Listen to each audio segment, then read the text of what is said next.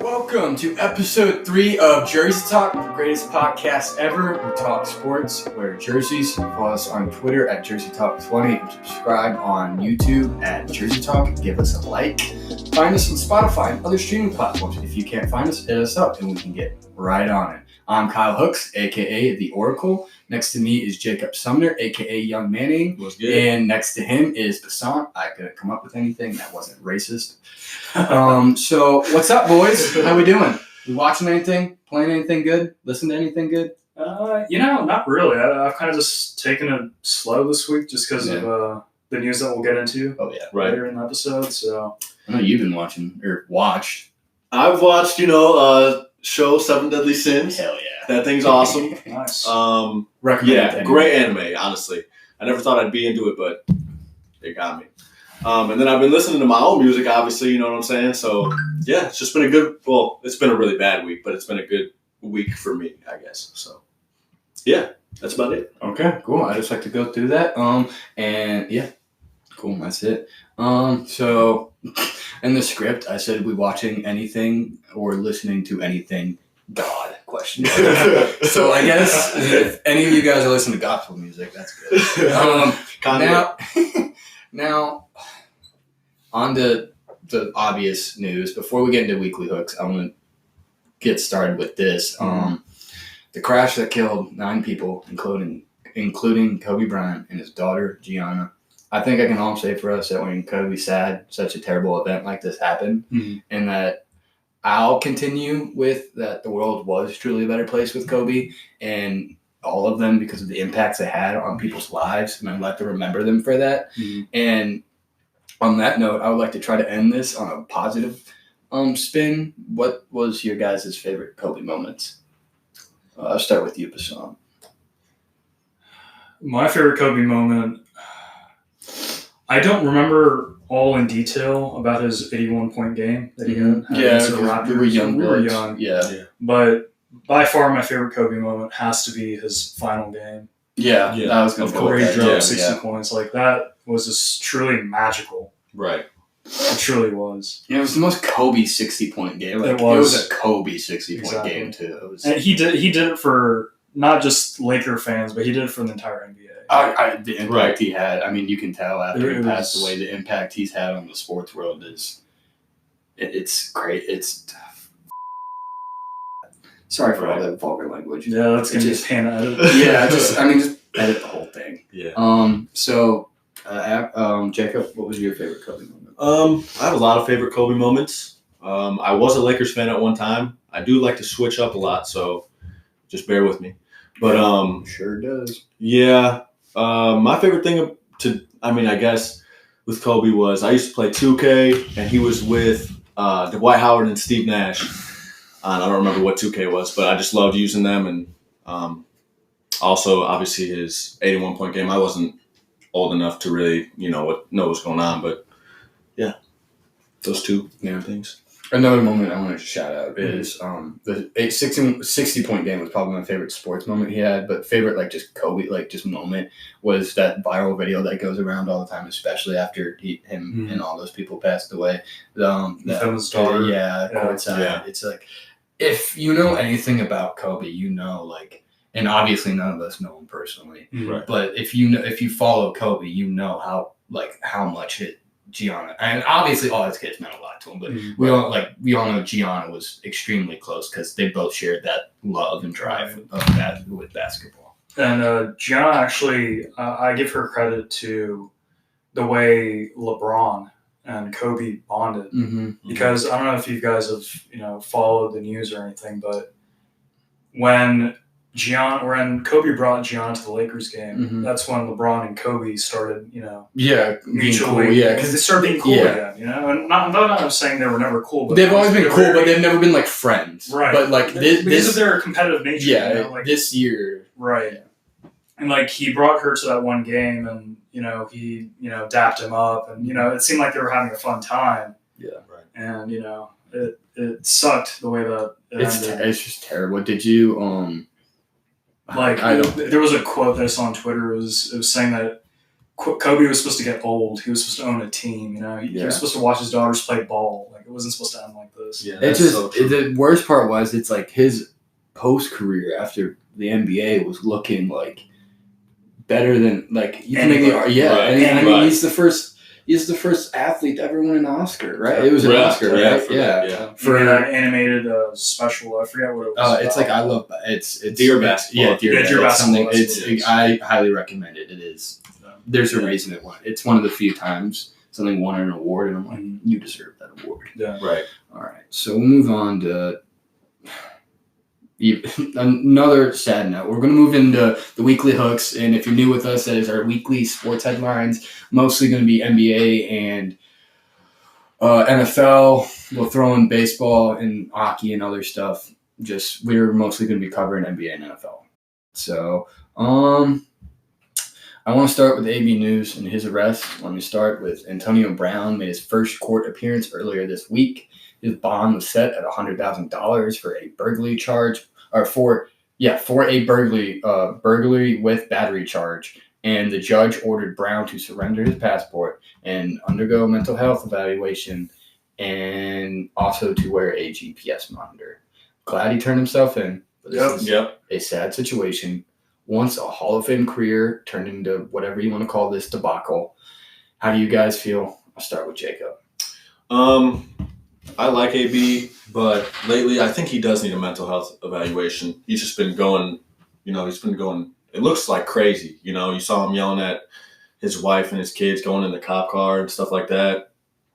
What else did you say? You said burglary. I honestly don't know what he would need to steal. I have no idea. He's got a lot of money. From my understanding, the situation was it was a moving truck driver and he threw a rock or something in his truck. Oh, so it was bad. And then it got physical. And the reason it was, I believe they had a disagreement in price. So as far as my knowledge goes, that's what happened. So he wasn't breaking and entering or anything like that. No, so it wasn't like OJ breaking in and stealing his memorabilia back. He got in a disagreement with a dude, threw a rock at his truck, and then it got a little testy. Right. Yeah, I mean, still unexcusable. Yeah. But, so I would just say maybe anger issues. I don't know what it is, but I used to have a really high respect for him and stuff. You know what I'm saying? It's not that I don't now. I think a lot of people did. Yeah. Because the rumor, and I don't want to say rumor, but everything we know about the dude is he was probably one of, if not the hardest working dude on the Steelers. And it's turned into this. And it's Juju looked up to the dude, and looking at the relationship now, it's especially now because their beef has kind of been refueled. I don't know if you guys saw that, but it's they were just words here and there. And then most recent thing I saw was that Juju tweeted at AB saying why don't you unblock me then? And then it was a picture of them together, and I'm cause we made fun of it. We at first it's it was kind of fun in games with the feet stuff, but then it slowly turned. It's there's something wrong with this dude. Mm-hmm. Something is going on in his head, and someone just needs to reach out to him and try to just talk to him. Right. And I really hope someone does. And Basant, I would love for your opinion on this. You know, it's honestly disgusting when you look at it, the way that it ended. Mm-hmm. And his career was blowing up like crazy. Mm-hmm. The guy was putting in monstrous numbers. And, obviously there's a reason why the Steelers as an organization decided to let him go. Because it was getting out of control. Yeah. And with all the stuff that's going on with Aaron Hernandez and the Netflix documentary. I'm on episode, I think I finished episode 2. They don't want another repeat. Yeah. Because clearly this guy's gone through trouble. Yeah. He's gone through a ton of concussions, which they need to monitor like crazy. Yeah. Because if this gets out of hand, he'll go and do things that we can't even imagine he could do. And there's clear evidence that this guy is going through something. Mm-hmm. You can't just go from, signing a contract with the Raiders for however much money he signed for and then going to the Patriots and destroying that offer completely. Something's going on. The guy needs help. The moment I really it turned into a depressing situation for me, and I was probably a little late. on that, and I should have noticed it earlier, but it was when that video came out, the one Jacob was referencing. The Instagram live video. Yeah, where he's yelling at cops with his, I don't know if they were married or not, but his spouse or ex-spouse, I guess, with his children, who he's been very public with, and I remember it seemed like they had he really did care, and he really does care about his kids, but like as a father to act like that in front of your kids and to have their stuff piled in the driveway with police officers there, especially given the current climate, it's like, what the hell, dude? Yeah, like it's disgusting. Yeah. And I don't want to get too hung up on it. This is Weekly Hooks. This is just stuff we're supposed to be skimming through. So I don't want to give him any more attention that he needs or deserves. Right. So next on topic, we'll start. I wanted to get those two things out of the way because they're kind of sad and depressing. So more actual sports headlines from NBA.com. Oklahoma City's Chris Paul and Houston's Westbrook headline reserves for the 2020 NBA All-Star Game. East All-Star reserves: Jimmy Butler, Ben Simmons, Chris Middleton, Jason Tatum, Domantas Sabonis, Kyle Lowry, and Bam Adebayo. West All-Star reserves include Russell Westbrook, Damian Lillard, Donovan Mitchell, Rudy Gobert, Nikola Jokic, Chris Paul, and Brandon Ingram. First-time All-Stars among the reserves are Adebayo, Gobert, Ingram, Mitchell, Sabonis, and Tatum. I wrote down 3 significant snubs, I believe, that got left out. They're all shooting guards, which is really funny. Bradley Beal, Zach LaVine, and Devin Booker. This is another reason why All-Star games and Pro Bowls shouldn't be taken seriously. Not that those guys aren't deserving, but the standards changes every year to get in, and it's so frustrating to me because, Devin Booker is slowly turning into the next Damian Lillard in the way that he's the one that's always getting left out. And I think we all can agree Bo should have more All-Star games under their belt than their Devin Booker's been putting all-star numbers up since his rookie year. And I get it, his first season, it's like he's a rookie and he's on a terrible team. But it's like you can only make that argument for so long. And guess what? They just put Trae Young in the All-Star game, and his team is hot garbage. And Devin Booker, I don't want to compare the two, but it's like they're very similar players and ranking-wise. So it's like I don't know how you can put Trae Young in and not put Booker in, especially when, I'll just say it right now, you can replace Booker with Chris Paul, in my opinion, and then Beal and LaVine should replace Middleton and Sabonis, I would say Lowry, but it's like you just have to have another point guard in there. So I'd say Beal and LaVine replace Middleton and Sabonis, and I get why they both got in,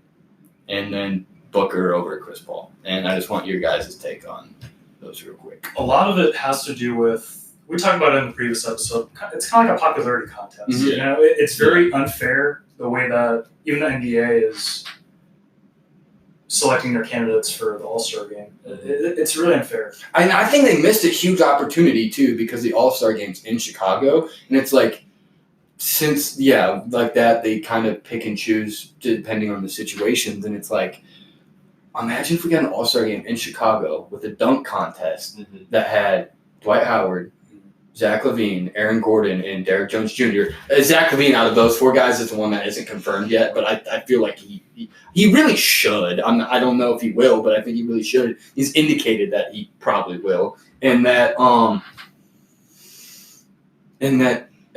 you could have had 2 Chicago athletes in the All-Star game with Derrick Rose and Zach LaVine, because Derrick Rose is having a pretty awesome year, and I think he's comeback player of the year, and it's like you can make an argument for him over Kyle Lowry, I think, if you wanted to just flip the point guards, because you still need point guards. So I just think they missed a major opportunity, because I think that would have brought a lot of juice, because it's Chicago. Derrick Rose is having his best season since his MVP season, and LaVine's been putting up, the Bulls are terrible. But I can tell you right now, with how many Bulls games I've watched, it's not because LaVine, he had a slow start, but it's because they've been screwed by injuries, and Jim Boylen is by far the worst coach in the NBA. By far, that phone from Spy Kids looking ass. But so Jacob, how do you feel about teams. Your guy made it. About the Damian Lillard, man. Yeah, your guy made That's. I mean, I'm happy for that. Yeah. But you're right. I think a couple guys, it's just a popularity contest for them, like Basant said. But also, there's a limited amount of spots. Yeah. You know what I'm saying? So you got. There's always going to be this argument, choose. I'm not crying because Right. all those guys didn't make it. I really do, especially in Beal's case, he definitely should have made it. Out of those three guys, it's like Beal was definitely snubbed. Booker, I think, should have got in, but I see the case for the other guys, but I don't see a case against him. And then Levine, I see the case against him. He's on a bad team, but he's putting up good shooting numbers, and I mean his scoring and just he's probably my favorite player to watch just off pure excitement. Yeah. So we'll move on to our next weekly hook with NFL.com. Greg Olsen and the Carolina Panthers mutually agreed to part ways. Olsen was under contract with the team through 2020. Stated. I typed slated. Stated he still has his agent stated he still has a love of football, and he did not announce his future plans. I do have a little further details on this. As far as I know, his agent Drew Rosenhaus has confirmed that there's interest from teams and there's interest that he wants to continue playing football. So I just want to get your guys' take on Greg Olsen. Speaking of Drew Rosenhaus, you might want to vouch for Olsen now that AB is out of his contract, so that's a little funny. I feel like... Where do you think he should go? I'm not going to say the New York Giants, but it would be a total Giants move if they picked him up. Maybe the Titans. No, I don't see it with Jonnu Smith. You don't think so? No, I think he's a young guy, but I think he should. I think but it's like if you bring Greg Olsen, I don't know.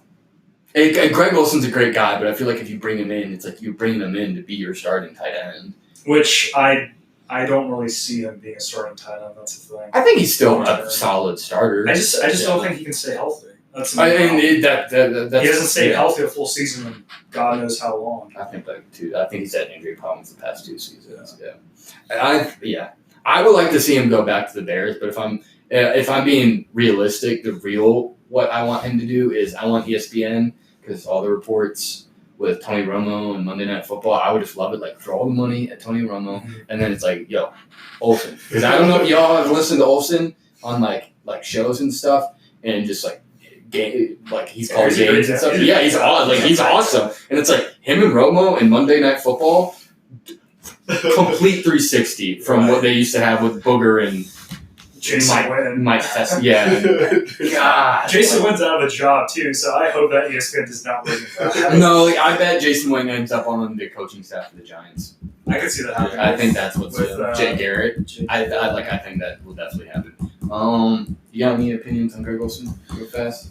Any idea where he might go? No idea where he's gonna go. I think he's getting kind of up there, So if you're gonna 34 years old, 34, yeah. So quite old. You're tight end. You're getting hit a lot. So yeah. How old was Tony Gonzalez when he retired? He was pretty old. He was close to 40. Yeah, he was like 30. Yeah, he was like 38. 30. Greg Olsen, he didn't age well. I'll say that. Great player. He's a great player. He just did not. I don't think so. Nah. He's in the category of Hall of Good. Hall of Good, yeah. You wouldn't say he's Hall of Good? He's basically like Eli Manning, but without the Super Bowl rings, if it makes any sense. Okay. Way less healthier. See, the thing is, though, I like Eli Manning. Yeah, I think you just going to the Hall. Yeah. Okay, I said that mainly just to mess with Kyle because he absolutely hates Eli. I don't hate Eli. It's just I don't think he's I think he's a good quarterback. I just think I don't see the argument for being Hall of Fame. Like you said, Hall of Good for you. Exactly. We'll talk about that. Yeah, that was going to be the topic of this episode. All right, that was going to be the main discussion with the Super Bowl, but due to all the other news, I think we're gonna have to jump to break here.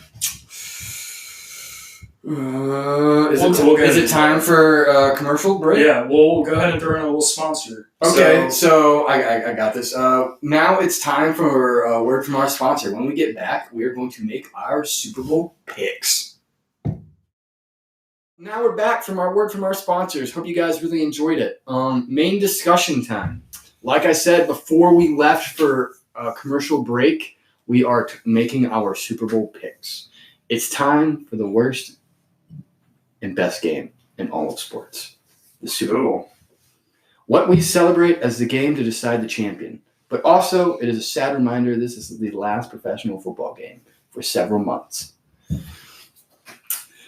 So let us pray to the football gods. Grab my hands, boys. Grab hand. No, grab Jake. Grab It's okay. We're connected. Yeah. Through the football gods. You got it. Yeah. There we go. Please, great lords and saviors, let us have a great game between two electric offenses led by Magic Mahomes and Shanahan's mighty horses. Let the honey badger and cheetah hunt their prey. Let us hope Nick Bosa gets the 24 sacks in honor of Kobe Bryant like he said. Let us pray that either Andy Reid in his Hawaiian shirt wearing solidifies his Hall of Fame case, or Kyle Shanahan proves his haters wrong for his part in the 28-3 disaster that was the Super Bowl. Football gods, please let the players and coaches decide the game and not a sinful yellow flag that the refs and zebras are so trigger finger for. Please don't fuck it up. Let us thank the football gods for this glorious game and another fantastic season. Amen. How long did that take you to prepare? Yeah. What was? I was not expecting. I was eating a lot of pizza when I was writing this last night. That part, because that's what I did last night. So your hands are very warm. I'll say, dude, I'm sweating from that. Kyle had me juiced. Ready? Yeah, we got to start with the daily prayer, man. Now we're picking. I got the Chiefs. So you swapped. Yeah, I did swap. I literally swapped like 2 days ago. Okay. So I'm all aboard the Mahomes hype. I think the Chiefs will use a lot of motion and movement to get the 49ers in man coverage, and that'll put them in bad spots due to the Chiefs' Olympic speed. And there's always the man in the middle and the X factor that is Travis Kelce. I love the season Quan Alexander had, and I was iffy on that contract in the offseason, but he's been awesome for them. And they're going to so he's either going to be on Kelce or a corner, and I love Kwan, so he might be able to hold up, but a corner is screwed against Kelce. And then Kelce and Mahomes have maybe the best chemistry between a pass catcher and quarterback. Especially once they get in the red zone, I think that's when it becomes a serious problem because especially when you have Mahomes out of the pocket. Yeah, well, because them in the red zone has been their weakest. I hate saying their weakest link on offense, but it has. But Kelce and Mahomes have been almost a deodorant for that problem in the playoffs because Mahomes has been able to improv, and that's when him and you don't want that happening. You don't want Mahomes running around and improving. But really, I think the Niners pass rush is their best bet to slow this game down. It's great, and it'll have to be their best in this game that it has been all season.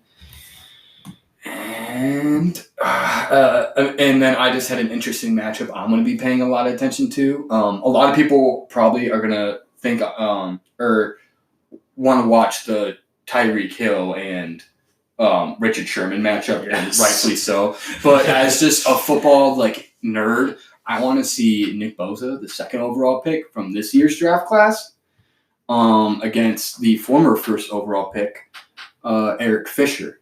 That'll be something to keep an eye on. And if Eric Fisher doesn't play like the first overall pick that he was drafted in 2013. Yeah, he's the first overall pick. And he's been a pretty solid tackle. I would say above league average, but nothing insane. He's never been a problem for them outside his first few years, his first year or two. So I think that could be a matchup problem for the Chiefs. But outside that, I got the Chiefs 31-27. 27. Yeah. Interesting. Yeah. Some field goals? Mm-hmm. Or just miss an extra point? Field goals. Okay.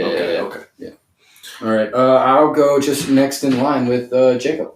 Me? I'm going to come from more of a fan perspective. I like the Chiefs in this one just because I want them to win, to be honest with It's not that I don't like the 49ers, but I like Andy Reid a lot. Obviously, he was the Eagles coach, and I'm a big fan of the Eagles. So, yeah, well, I want the Chiefs to win, and I think they're going to win. So, score-wise, I think it's going to be pretty high scoring just because of the Chiefs' offense, and I think the 49ers actually can stay with them. So, I'm going to go 38-31. Damn. Chiefs. Damn. Okay. Nice. Who's your pick?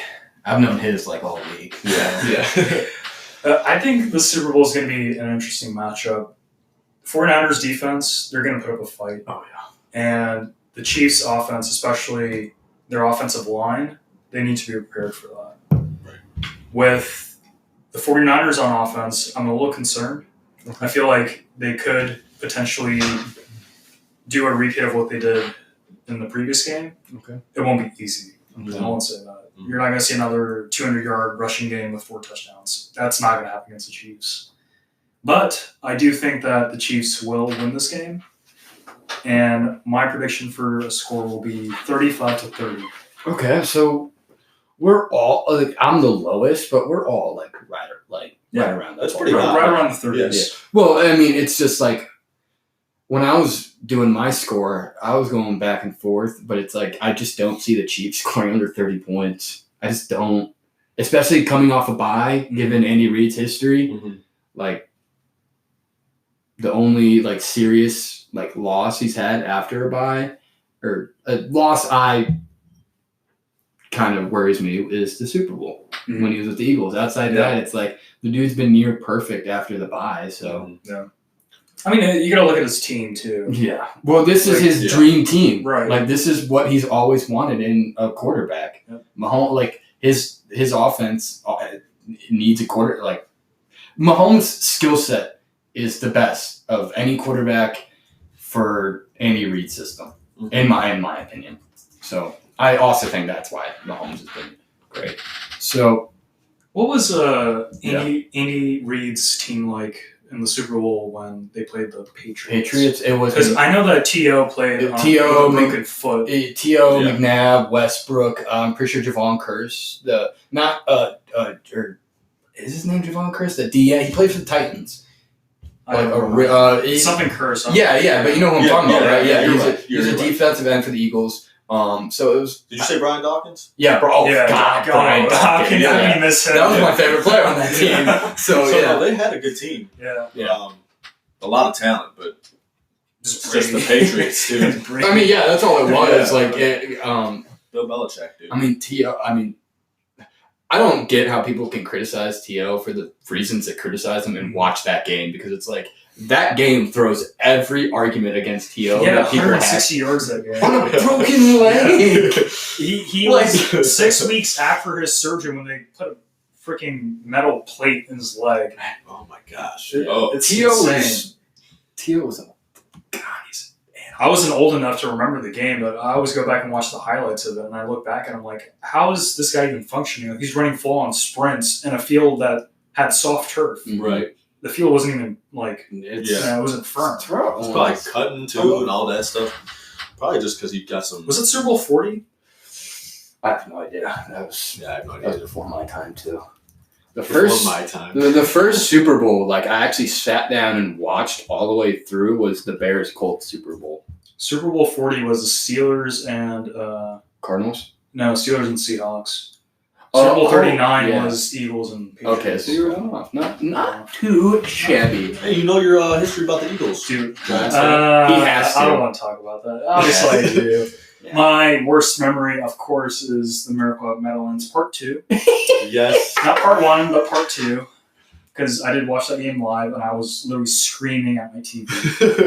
I've hated Deshaun Jackson ever since. We were talking about him earlier. Yeah, we were, yeah. This week. How he's like kind of like the missing piece for the Eagles right now.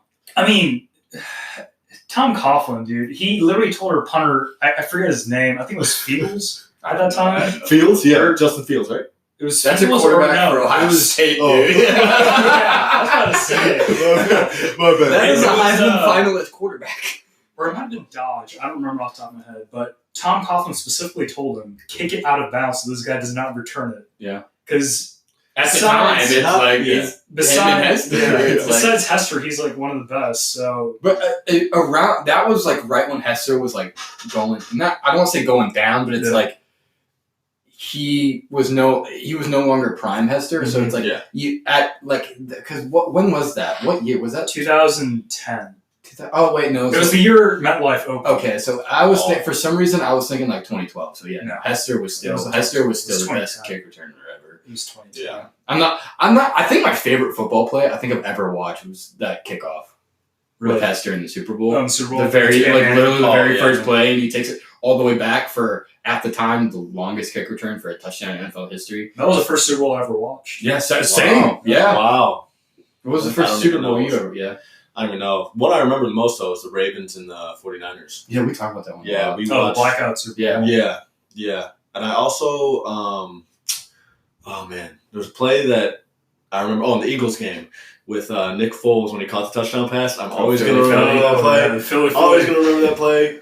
Deep in my heart, That's the shitty champs, baby. Y'all got your 2 Super Bowls. It got me the worst way too, and you got your Super Bowl in the best way. And then I'm just sitting here as a miserable goddamn Bears fan. Mitch Trubisky has me missing Jay Cutler. Like that's how you know it's depressing. Hey, also we both beat the Patriots. Yes. So that's an accomplishment. We're talking about Super Bowl memories. Yeah. I'll give my favorite. So my favorite's obviously the helmet catch. Oh yeah.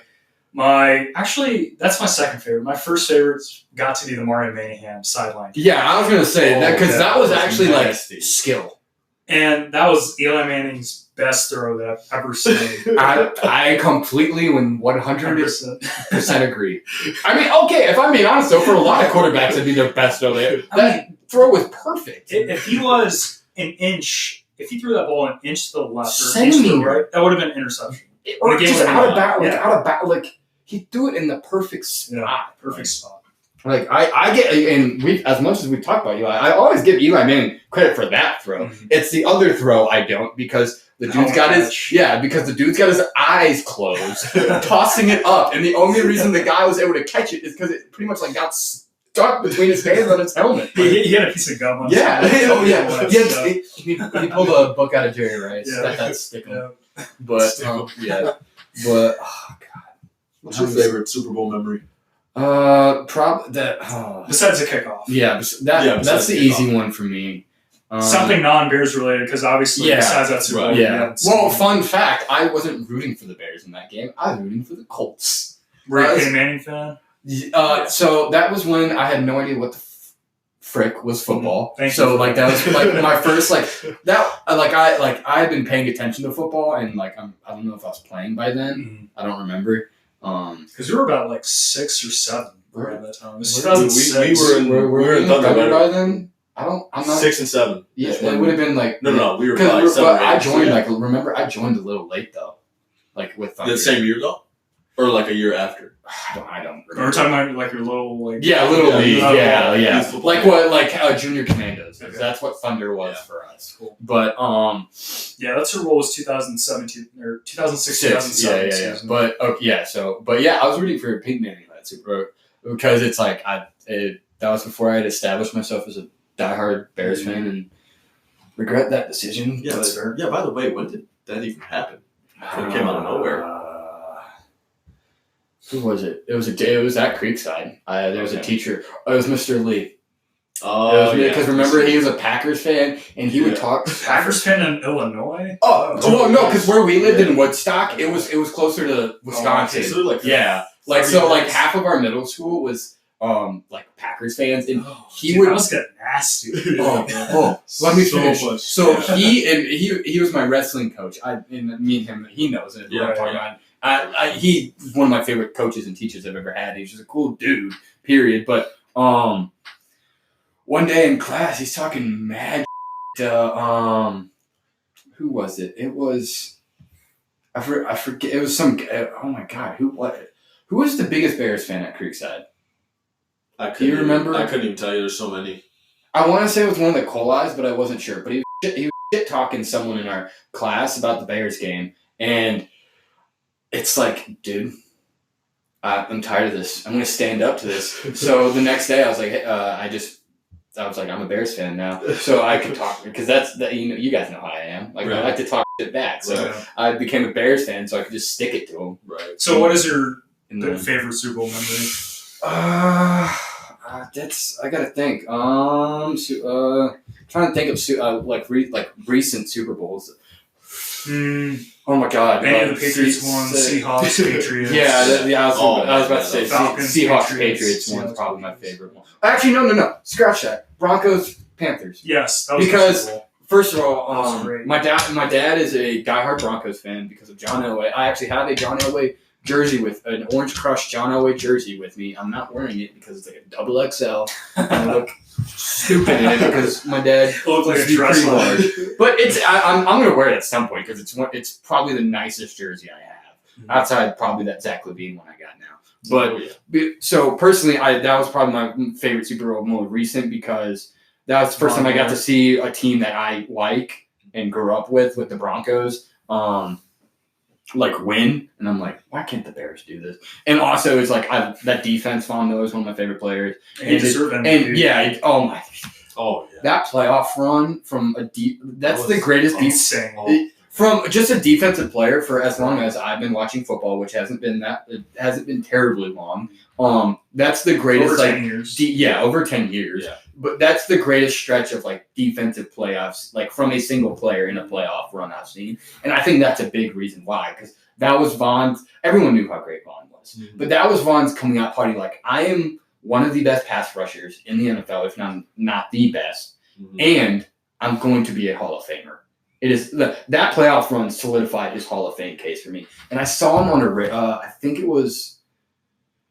I don't remember where I saw him talk or where I heard him talking, but it was they were talking about what do you think you need to do to get in the Super Bowl, and he was like, I think I need to win probably another Super Bowl or two, and then probably one more defensive MVP in the Super Bowl, and then probably one more defensive player of the year. And I'm sitting here listening to him say that, I'm like.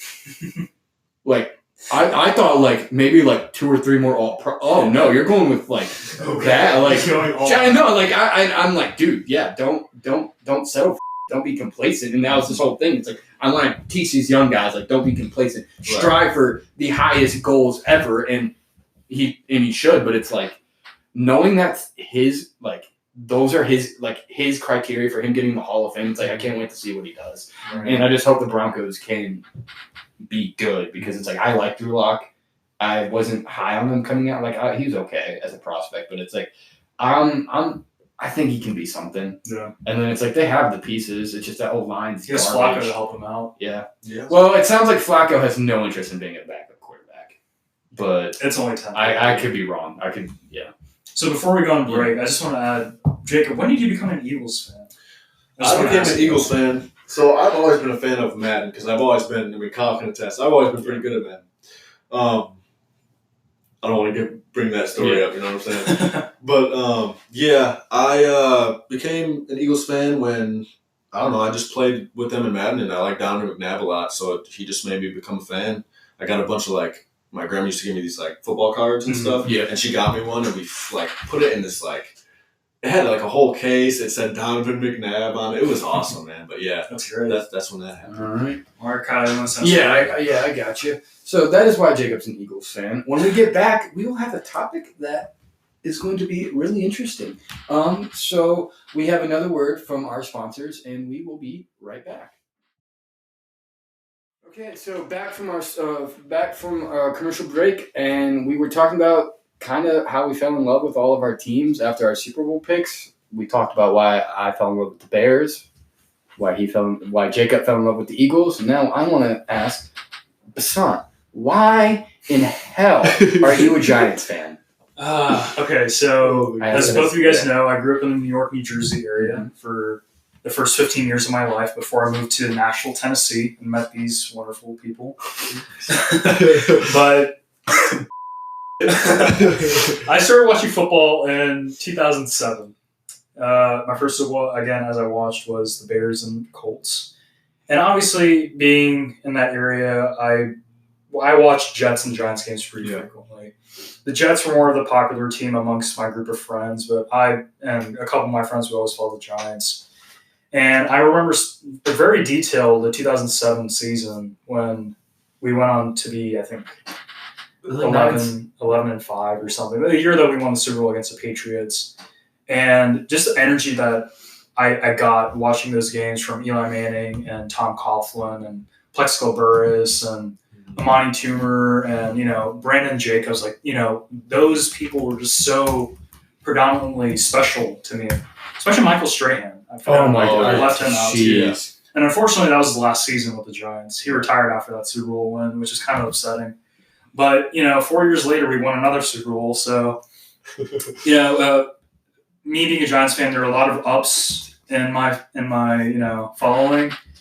And for the past, 8 years now, I've been just chilling and just enjoying what they're doing with their franchise. Cough, cough, John Mara. Are you really enjoying it though? I mean, I am. I'm enjoying it. I'm also enjoying it. Okay, we all went to the draft. Yeah. The draft was in Nashville this year, Pretty and awesome. I'll admit, I was upset about the Daniel Jones pick, as you guys know. Oh my God! I had my doubts about Dwayne Haskins. I was leaning more towards him. I just didn't know much about Daniel Jones, Yeah, which was why Not a lot of people did. Right, and this other guy's from Ohio State. He broke Drew Brees' touchdown records. I'm like, Big 10, Big 50. Like Big old 50. The dude was insane, and obviously those stats are projected quite higher because of the division that he's in. So I did have my doubts, but Daniel Jones, he showed up this year. Oh yeah, no, I like it. I'm excited for what they're doing, especially with this whole cleanup part 2 that they got going on. So it'll be interesting. So hopefully we can win a ring or get a Lombardi in the next 5 years. you got 2 in the span of like 4 years. I don't want to hear it. The Bears have won in the span of 100. When was the last time the Bears won a Super Bowl? 85. It was the greatest team ever, okay? So I guess that's the silver lining. Yeah, that's what it takes for the Bears to win a Super Bowl. They just have to have 5 years. Yeah. Has it been? No. No, it's been longer. 25 years. Yeah. It's been longer. It's been like almost 40. It's 2020. And their Super Bowl was in 1985.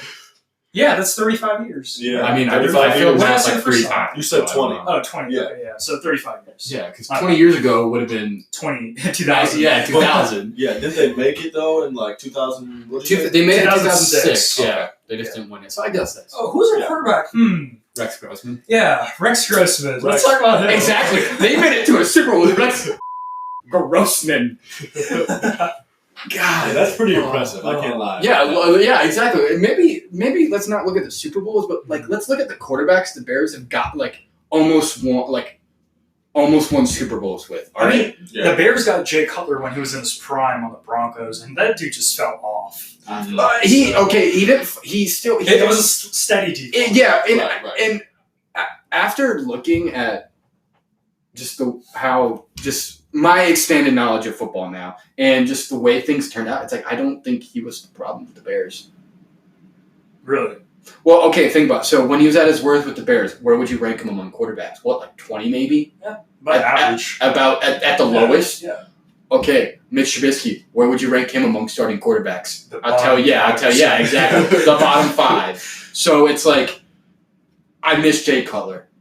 It's like he was a 0 Fs type of guy, He did not. If I feel like if my athletic career took off and I was able to become an NFL quarterback, I feel like I would have been Jay Cutler. Good. Yeah. I did like him when he was on the Broncos, though. Yeah. Like, I didn't watch too much of him because obviously we were young, but I always go back and watch highlights and I watched all his games. The dude had, I think, he had a 5,000-yard season on the Broncos, so that's pretty impressive. But no, his first few seasons with the Bears went really well. It was the end of the Lovey era. That's when it started going to hell. Is once Lovey was gone and they brought in Mark Trestman. Make it to a division? Right? They made it to the NFC Championship. Yeah, because that was the game Cutler got hurt. It was Was it against the Packers? Yeah. Yeah, I remember. B.J. Raji had that interception. Yeah, I remember. It's the worst game of my life. B.J. Raji. Because Bears could have won that game. Like, if Jay Cutler, I can say this with 100% conviction. Jay Cutler wasn't hurt, they win that game and they go to the Super Bowl. Now, if they win, I don't know, but because they would have played the Steelers. But I always liked watching the Bears just for Matt Forte. Seriously. He was one of my favorite players watching him, especially because when we were in Thunder youth football, we got to go to a practice and like Did you a bunch of get to guys. meet him? Yeah, well, I didn't get to meet him, but I met Johnny Knox. You remember him? Yeah.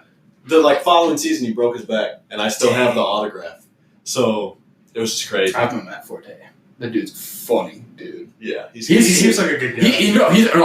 He's a great guy. He's one of those guys. He's a lot like Russell Wilson in in that way. Like, you know what I'm talking about. His demeanor. Yeah, his demeanor. Yeah, but he can still fit in with like Spice Adams and Tariq Cohen. Tariq Cohen, he can still be part of that vibe too. And it's like, because I went to this Bears thing over the summer for their 100-year celebration, and one of the things me and Owen, who's my little brother, went to go check out was a panel with Matt Forte, Allen Robinson, Tariq Cohen, and Spice Adams. Oh, and you could walk up and say what's once they start talking everything, you couldn't. But while they were waiting for everything, you could walk up to Spice Adams and be like, "What's up?" and request him to play a song. And Owen forgot this. Owen had a song he was going to tell him, but once he got up there, was really scared, so he just dabbed him up. So it was really funny. But dude, and also, but Leah, Matt Forte is he's awesome. He played for the Jets too, right? Yeah, because 2 or 3 seasons. Yeah, because that's when Brandon Marshall went there.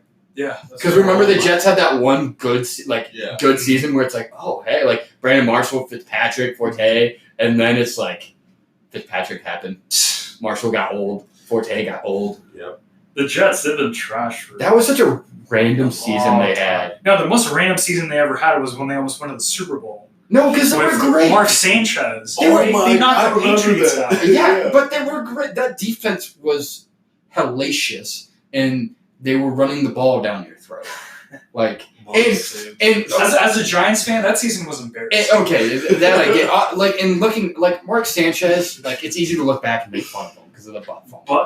And how terrible he ended up actually being. But when the Jets were really, really good, that 2-3 season span, it's he wasn't terrible. He was a game manager. He was a Mexican Andy Dalton.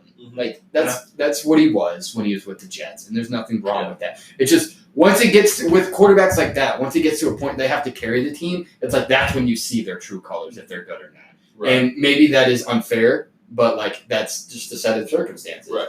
And it is what it is. And he couldn't show out. So I don't want to talk about New York teams anymore. Yeah, it makes me want to vomit, especially the Jets. Oh, okay. Thank you. Well, okay, but they're wasting one of my favorite players in Sam Darnold. Okay. No, okay. I'm not talking about the Jets. I know, I know, but I know. But okay, let's move on. You always talk crap. This is going to be super random. Okay. But I think this is going to spice up the podcast because you will be able to see more of who we are. What I want to start doing is with our last segment, guys, is I'm going to bring it up now. We start watching movies, TV shows, and I'll tell you guys what to watch. And then we watch it. We gotta do our homework. Exactly. And the next episode, at the end, we just give our little review of it. Because I was thinking about this. I've been telling people to watch Watchmen for so long. Yeah, you're already sighing, and you're gonna have to watch it. All right. I've been trying to yes, because it is the greatest season of TV ever, and it's only one season. I'm not exaggerating. If you haven't seen it, I don't want to hear your goddamn opinion. All right, it is great. I'll give you guys the gist. I've already told you. I've told you about this 1,000 times. I've told you probably a little bit.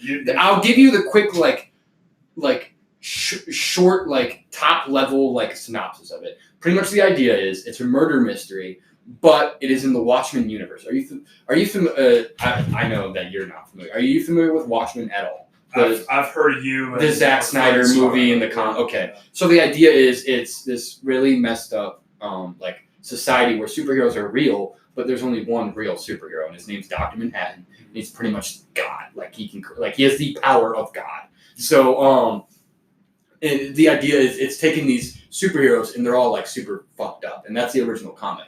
This show takes place 40 years after the comic book, because the end of the comic, something really messed up happens. I'm not going to spoil it because it's a big part of the show for our listeners, but And to be honest, I didn't read the comic or see the movie. I just knew of it before I went into the show. So honestly, not knowing made the show better for me. But the idea is it's a murder mystery with superheroes in the world, and they get drawn into it because of just it's really hard to put into words. But it's one of those. It's like Game of Thrones. It's on HBO, and I'll give you guys my login if you don't have it. I already gave you my login, and I can give you mine. But yeah, the premise is this guy dies, and it causes these chain of events to happen. And it's the Game of Thrones thing, but it's every episode where it's like, what the f-?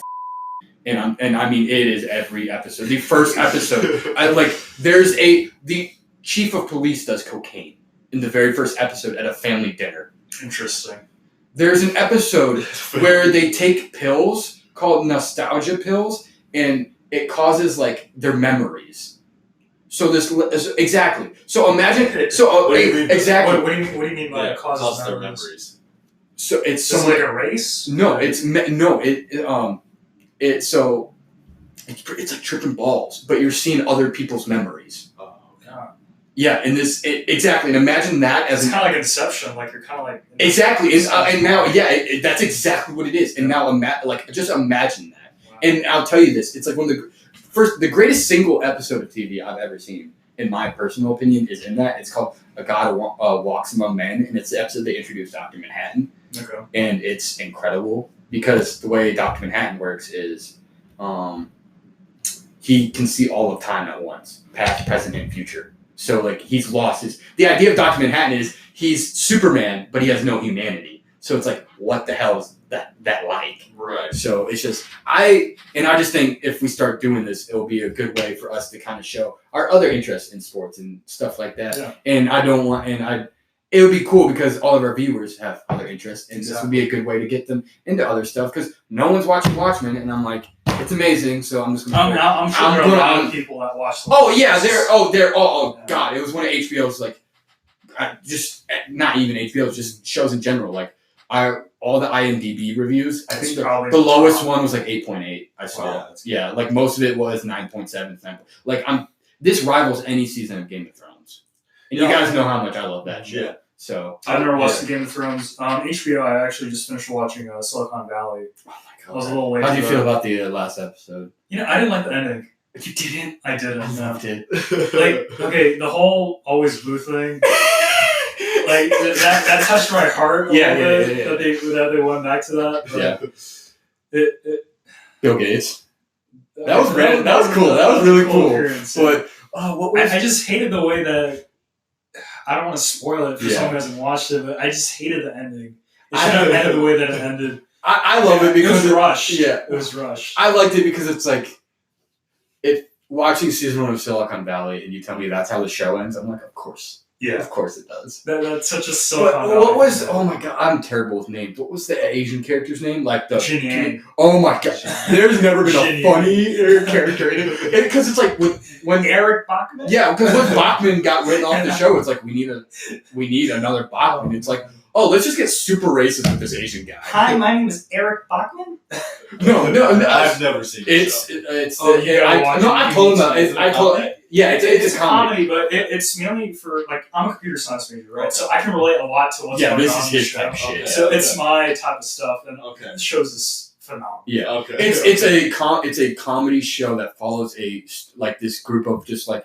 Nerds, tech guys. They work at this company that's pretty much like Google. It's the exact Huli or whatever it's called, and they leave to start their pretty much their own tech company, and their ideas they're trying to make Piper. Yeah, and it's iCloud, but way more sophisticated. Okay. And and the show just pretty much follows them as they build their company. All right. So is that a show that I should watch to talk about it, or we just we're just talking about it because we probably will. But I want to do Watchmen first, but we'll mostly do movies. I just want to do Watchmen first because I need someone to talk to about it, guys. That's why I'm making you do this. I want someone to talk to about it because it's really great. And all the themes and tones, because it deals with hella racism. That's probably the main theme of the show is race. Wow. Literally the main bad guys, it's modern day KKK. They're called the 7th Cavalry. And it does take place like modern day. Yeah, it takes place in 2020, and like I'll give you snippets of it to kind of like, because it's one of those shows that ask a million questions, and you're like, what the f- is going on? But like I can tell you right now, they answer every single one of those questions in the coolest way possible. But I'll have to check it out. Yeah, so I'll give you guys my HBO login, and we'll talk about the first episode next week. What are you doing actually after this? Me? I know you're not trying to drive home. Yeah, no, I'm not trying to drive home, so... You want to come over, eat some pizza, watch some Watchmen? Eat some pizza. Oh, I'm going to watch Watchmen. Are you doing anything? I'm a stressed engineering student, so I gotta go home. Okay, that's fine. I was just... study. I gotta edit this podcast. Oh, okay, listen, I know you actually do all the work. I just write the script, and Jacob's like, I'm just okay, I get it. You're the one that actually does the work. Yeah, we're all homies. I don't want to leave you out. Oh yeah, I definitely appreciate it. And I knew you were going to say no, because I know how busy you are. Yeah. But so I will close up the podcast. Well, actually, no. We have one more topic. We got No, I screwed up because we actually have a couple more topics. So now it's time for the next half of the podcast. I'm kidding. Okay. I was gonna No, I'm kidding. That's a really crappy joke by me. That's all that was. That'd be odd, but that would be awful if this went any longer. Yeah. We got on a tangent about movies, and we're a sport podcast. Yeah. Or TV show. I don't even fucking know. Thank you for listening to the podcast for the fans, by the fans. This is the greatest podcast ever. Tune in next week for episode 4 of Jersey Talk. My name's Kyle, and with me is Jacob and Basant, the main homies. Follow us on Twitter at Jersey Talk 20. Subscribe and like on YouTube at Jersey Talk. We try to be on all streaming platforms like Spotify. Hit us up, whatever we aren't on, and we can take care of it ASAP. Have a wonderful morning, afternoon, or whenever you listen. Goodbye. See you guys. See ya.